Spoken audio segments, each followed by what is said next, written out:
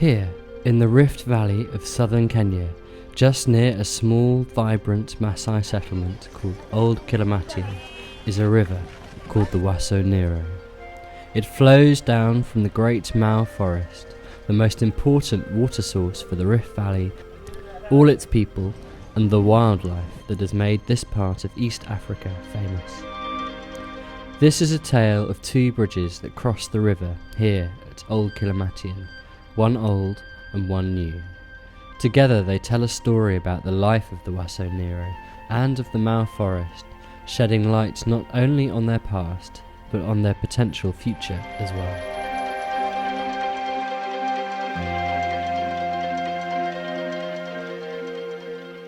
Olkiramatian lies on the floor of East Africa's Great Rift Valley, formed about 25 million years ago when two tectonic plates moved apart. The Great Rift, crossing both Kenya and Tanzania, is famous for supporting one of the most diverse and spectacular arrays of wildlife and plants on the planet, and Olkiramatian is no exception. Living here largely as they have done for hundreds of years, herding their cattle, are the Maasai, and these are Maasai lands. Centuries of coexistence with wildlife have contributed to the wildlife spectacle we see here today. But away from the glamour of the famous national parks and reserves, life for the communities around Olkiramatian is about living within what has always been a very difficult environment. In this arid land, rivers are few and far between, and ones that flow all year long are in every literal sense a life source for the community, their cattle, and the wildlife around them. The Ewaso Ngiro is that river for the community of Olkiramatian. What you first notice when you see the river are the roots of the huge fig trees that line the steep banks either side. It is here that around 60 years ago the first bridge in our story was built, by a white farmer who used it for transporting timber over the river. It also joined the two Maasai communities who had been living on either side.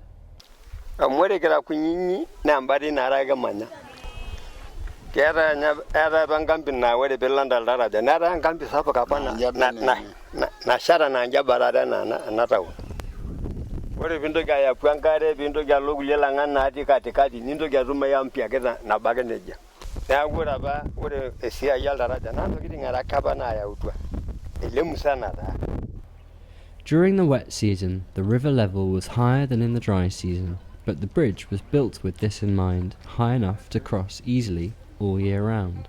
But things were about to change. The community saw that the river's level began to fluctuate dramatically.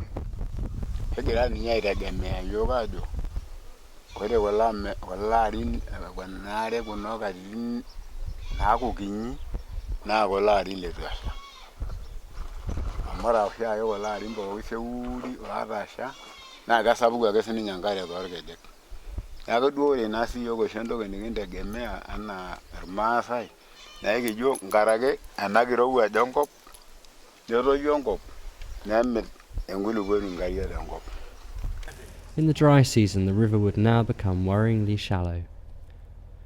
In the wet season, there would be short but violent floods, huge amounts of water flowing down a raging river.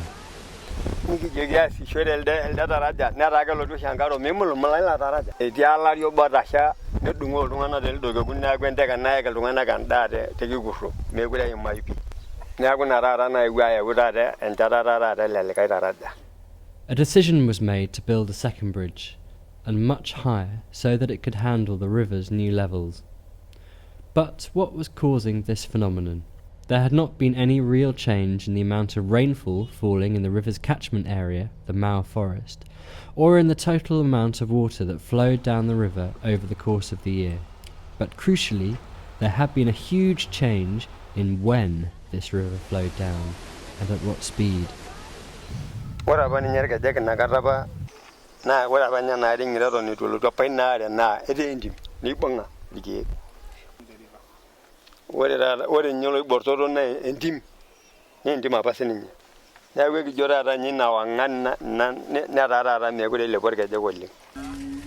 The deforestation and vegetation destruction the community has seen locally was also happening upstream and on a much bigger scale, high up at the river's source in the highland Mau forest. Forest had gradually been cleared since the early 20th century, but it has increased at such a pace that it is estimated that a quarter of the Mau's original size was felled in just the last 15 years for charcoal, timber and agricultural settlement, most of which has been unregulated and illegal.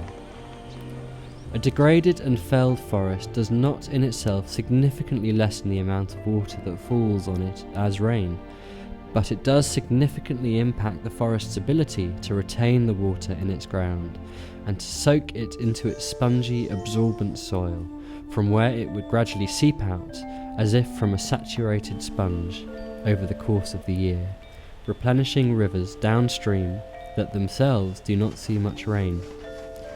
Felling the forest meant that it could not catch the water in this way, and hence it does not do its job as a water catchment for the Ewaso Ngiro and the 14 other rivers that have their source in the Mau Highlands. When it rains, less water is absorbed, instead hitting the dry, parched, clay-like ground and running straight off downstream, resulting in violent, raging flash floods. In the dry season, the Mau catchment, having failed to catch and store as much water, provides only a trickle of what it used to in previous years when the forest was healthy.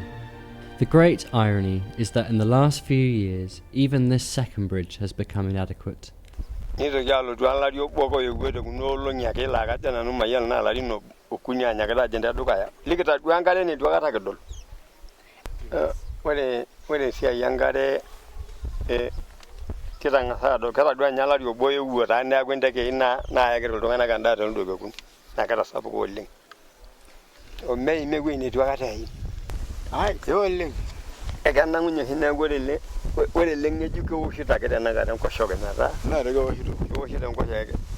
Standing at the bottom when the water is low, it is difficult to imagine a water level so high that it covers even the second bridge.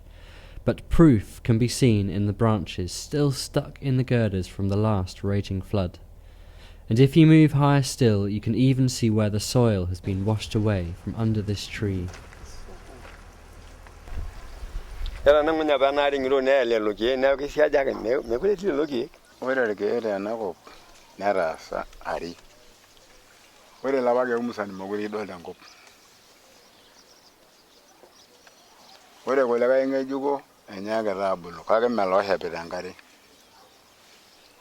nana rejo ya ore tori shata orkejek etoongita. Naigira na inyajo. Tena kitoki na yapika indimia na apake netum enkare engolon. Mare siro ni enkare paa korbure dung nearita engolong kake ena olong naitoyio kulo keek nemitoki sii aidim ashomo eneedo. Neeku tia kidolta nai ajo kibelekenya enkop pee eishunye lapa keek kake egira abulu nkaitubulu kake natii looriseroi. Amu kamurita ile mbara enkare meneeltu olameyu nemepal ake irparakuo medung'oki nkoti kineji. Neeku nejia metaa toong'ata embata enkare pookin naa enkop nalakwa enare elo. With such high water, it is no surprise to hear that the remaining riverbank vegetation is being ripped up by the floods every year. What we see today as huge fig trees and lush vegetation is in fact only a small fragment of what used to exist, and the beautiful curling roots gracing the river's edge are in fact the last legs of those remaining, destined to be the next trees to go when the flood comes again. Ore dine na pookin nanyor iyiok tine amu kelotu shida tine. Ore pookin nanyor iyiok naa eramatata pee eramati irkejek.